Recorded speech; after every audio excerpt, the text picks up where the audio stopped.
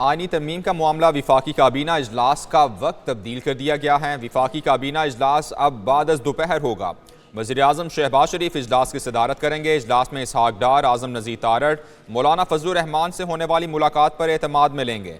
इससे मुतालिक मज़ीद तफसीलात लेंगे। नुमाइंदा खुसूसी सिद्दीक साजिद हमारे साथ मौजूद हैं। जी सिद्दीक, बताइएगा इजलास के वक्त तब्दील होने की वजह क्या सामने आई है?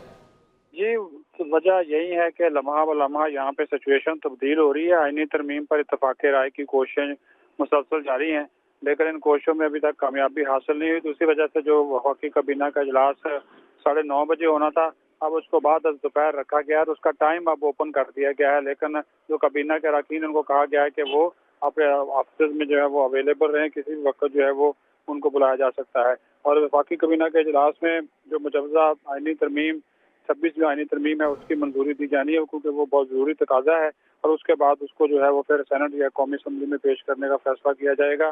और अब से थोड़ी देर बाद जो है वो जहाँ पे पार्लियामेंट हाउस में ही जो अरकान सेनेट हैं उनके एजाज़ में एक नाश्ते का भी एहतमाम किया है सेनेटर इसहाक डार ने, जिसमें तमाम हुकूमती और इत्तेहादी अरकान के सेनेट को बुलाया गया है। इससे पहले आपको मालूम है कि सेनेट का जो इजलास 11 बजे होना था, उसको भी अब जो है वो 12:30 कर दिया गया है। तो ये सबसे तब्दीली की सबसे बड़ी वजह यही है कि जो हुकूमत है और अपोजिशन ये कोशिश कर रहे हैं कि किसी एक पेज पर पहुंच जाए। अपोजिशन से मुराद JUIF की जो बड़ी जमात मौलाना फजलुर रहमान, हुकूमत चाहती है कि तो सिद्दीक, अभी भी अगर जो है मुशावरत का अमल मुकम्मल नहीं हुआ, कंसेंसस नहीं हुआ, तो ये कहा जा सकता है कि मजीद इजलास के वक्त जो है तब्दील हो सकते हैं अभी?